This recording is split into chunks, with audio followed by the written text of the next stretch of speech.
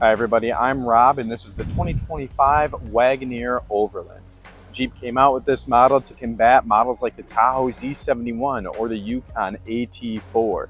This is going to be the newest addition since 2022 to the Wagoneer family, Overland being that more off-road aggressive version and a good value package.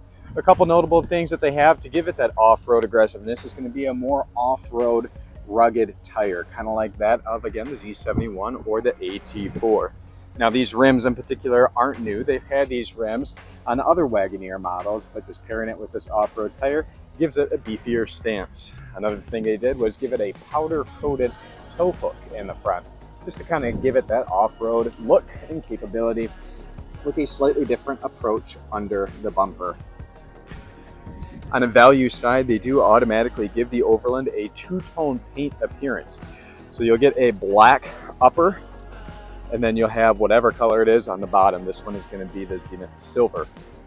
With that, it's going to be unique and looks more like a Grand Wagoneer because you cannot typically get a two-tone Wagoneer, whether it's Series 1, 2, or 3. Typically, that two-tone look is going to be reserved for the Grand Wagoneer. So again, just adding value to it.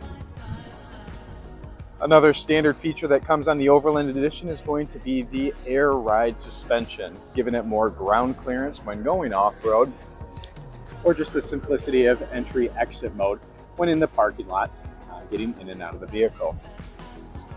On a capability side, it does have more skid plates under the vehicle. With that, for those that do want to take it off-road, there is more added protection under the vehicle. Another thing they did is they made the 392 gearing standard on here, which does increase towing capacity, but also gives it a little bit more pep and acceleration with that Hurricane Straight 6 motor that's in here. On the inside, the sunroof comes standard. Most Wagoneers these days do come with sunroofs, but it is going to be standard on this package.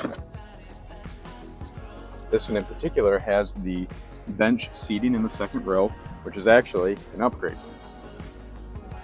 Then there is an additional pane way back here in the third row.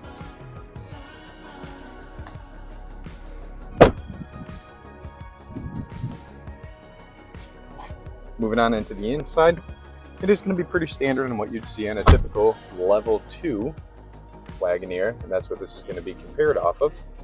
You're going to have the 10-inch radio, all the safety and security features like blind spot monitoring, forward collision warning system, adaptive cruise control, things like the heated seats and the AC cooled seats. Again, standard features that you'd typically find on most Wagoneers. This one does have the wireless phone charger down there too.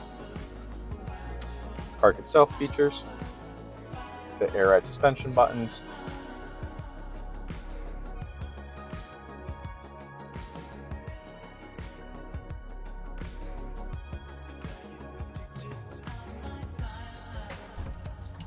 most of the value is going to be on the outside of the car or the performance level of the car,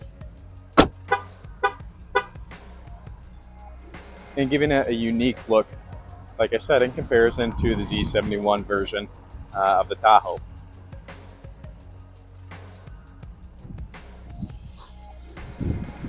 You can tell that the Overland model is going to be more reactive to the Z71 and less original thinking, where maybe they just did a couple upgrades to make it more comparable to those other trim levels and less intentional. Overall, though, it does have a good value to it, giving it, again, the appearance of maybe a Grand Wagoneer with the black top to it, the more aggressive look on the off-road tires, and just how they package things together with the air ride suspension, the sunroof, the upgraded gearing, which again gives it better towing capability, the tow hooks in the front, and as a bonus, everything is all blacked out too. There will be no chrome on here. This is going to be similar to that of the Carbide edition. This is based off of Series 2. It will not be based off of Series 1 or 3. Series 2 seems to be the most common trim level for the Wagoneer, and that's where they based the Overland off of. I hope this video has been helpful. Please let me know if you have any questions in the comments and consider subscribing for more.